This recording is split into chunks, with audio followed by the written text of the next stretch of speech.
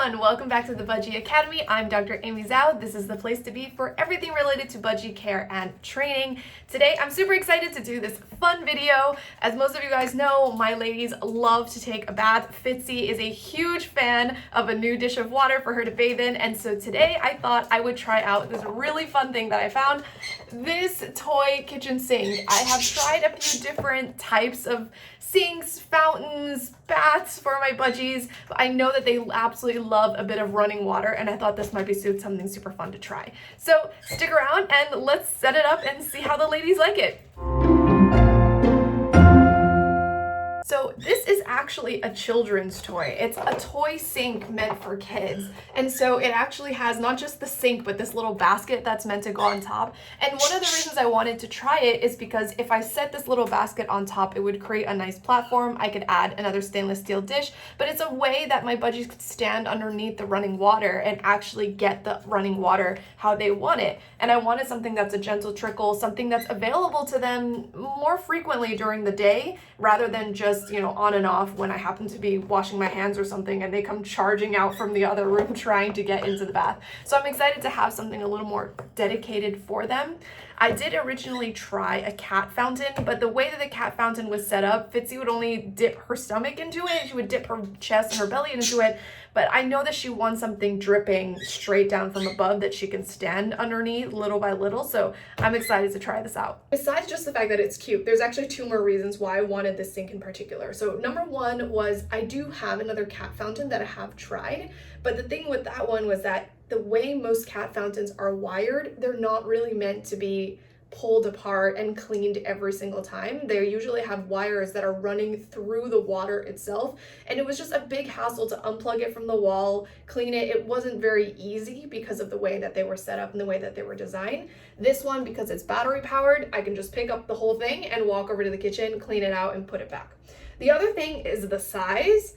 As most of you know, I also have Gandalf the cockatiel in my house, and so I really hadn't found something that he was happy to bathe in. He was happy to bathe in like the little blue bath bowls, and it's fine in the sense that, I can change him out very easily, but he's really a lot bigger than that, and I want to offer him something a little bit larger. So I think this one is going to be a more suitable size for him, and I want to give it a try and also see if that running water is going to get him more interested in bathing. Right now, he's only interested in bathing about every 3 weeks to a month. He'll get excited every morning when I put the new water. On some mornings, he'll just jump in, but on other mornings, if you even offer a little spritz, he wants nothing to do with it. So I'm hoping that by giving him something a little bit larger and with running water, that will get him excited about bathing. And the great thing is that because it's so easy to just pick up, I can change the water level. So you never want to put so much water that if your budgie falls in, that they wouldn't be able to climb out. So the way that you put the water is you want to put just enough water that if your budgie was standing in the water, they would still be okay. They would be able to keep their head above the water. What you don't want to do is that if you were to fill this entire thing, how deep this is, your budgie wouldn't be able to get out if they fall inside and it's full of water, right? Versus if they fall inside and there's only a little bit of water inside, that would be totally fine. Versus for Gandalf, who is much, much taller, he can have a lot more water inside and still be able to climb out and have it not be dangerous. So watch your water levels when you use this type of item. That's the one downside of this compared to maybe like a cat fountain. But I'm also going to give it a try with Gandalf and see how he likes it. I know it's going to take some time for him to get used to, if he gets used to it at all, but I'm kind of hoping like the sound of running water will get him excited. We'll see how it goes. I know FitC is going to be the one who likes it the most right off the bat. I can tell you immediately. She's still trying to dip herself down into where the water. Good job. Now we're figuring it out. All right, good girl. Oh my goodness. Are you wet bird? Oh my goodness. Bath bird. Woo.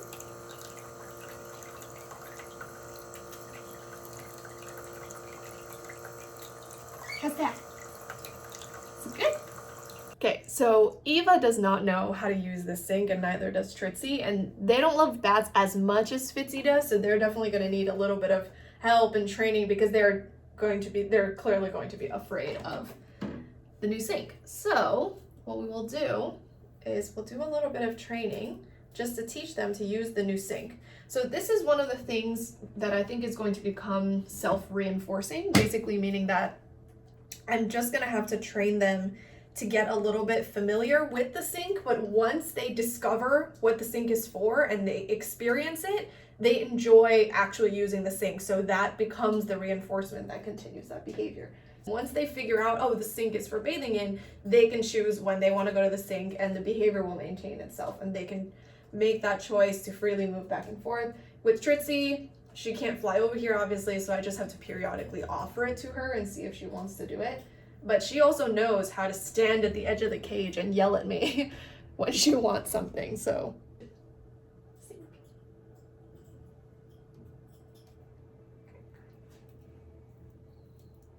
What is that? Can you see it?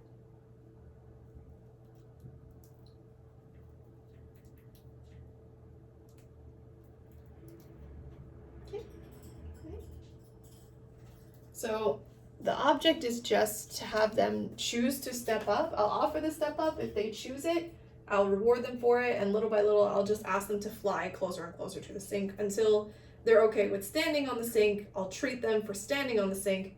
And then I'll spritz the water a little bit and see if I get a bathing response. And once they realize like, oh, this is water, like that's what this thing is for, I don't have to be afraid of it anymore.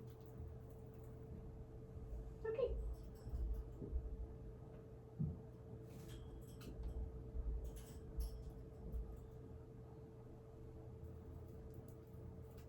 What is it? See that sink? It's over there. Wow, okay. New item.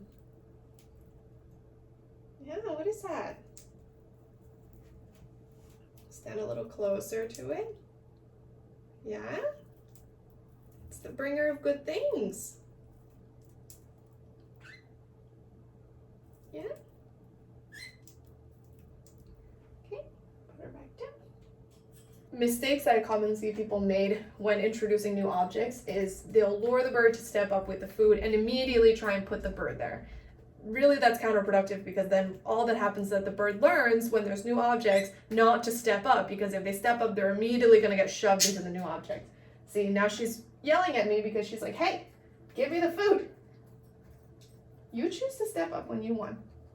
So instead, what I'm going to do is I bring her as far forward as she's still comfortable, but she's a little bit closer to the object than she was before, and then I place her back down. So she realizes, oh, when I step up, I got a positive consequence out of that. So she realizes that, oh, when she steps up, something good happened, she got a treat, and then she gets to go back down, and she can think about whether she wants to do that again. So if you did everything correctly, they should choose to want to do that again, right? So you can see before, if I wait long enough, she's probably gonna yell at me again to be like, hey, human, hurry up. I'm gonna go again. You see? That's the body language I'm looking for. When I offer, she steps forward with a little excitement, right? That's how I know. So now we're already all the way, I'm maybe about 12 inches from the sink, right? So we can get closer and closer, and on top of it, it was their choice. We're not forcing them, we don't have to shove them into the sink, force them to get used to it. It doesn't have to happen. They can go all by themselves. And the great thing about that is then they build a very strong positive association with the item. And by building that positive association, they also very quickly learn what that item is for and enjoy that item without limitations, right? Without having to think, oh my God, what's gonna happen to me if I do this, if I do that. So fast forward about 3 days, I didn't train Eva more than 2 or 3 minutes on that first day, but she saw Fitzy using the sink and she heard the water running, so she ran over and hopped right in. Fantastic example of their social and observational learning skills as flock animals. Budgies learn really, really well from watching each other. So if you have some budgies who know a skill, one of the best ways to teach them that skill is to show them another flock member engaging in that behavior. And this right here is a fantastic, fantastic example. All right, so overall, it's a cute product. It's a cute way of repurposing a kid's toy into a bird's little kitchen bath. If you have budgies who love baths like Fitzy, I think it'll be a great hit. If you have budgies who do love baths, but they're a little bit afraid of it as an object, Remember, go slowly, associate it with positive things, and usually if they already like baths, once they make the connection that this is something to bathe in and is built on a foundation of good experiences, it's going to become something self-reinforcing where they'll fly down and they'll use it by themselves. So it's really important to get the right foundation, give them time, work with them slowly if they need more time to be comfortable. All the product descriptions and links are going to be down in the video below. Don't forget to like this video, and if you want to see more budgie content, to subscribe to this channel, and I will see you guys next time. Bye!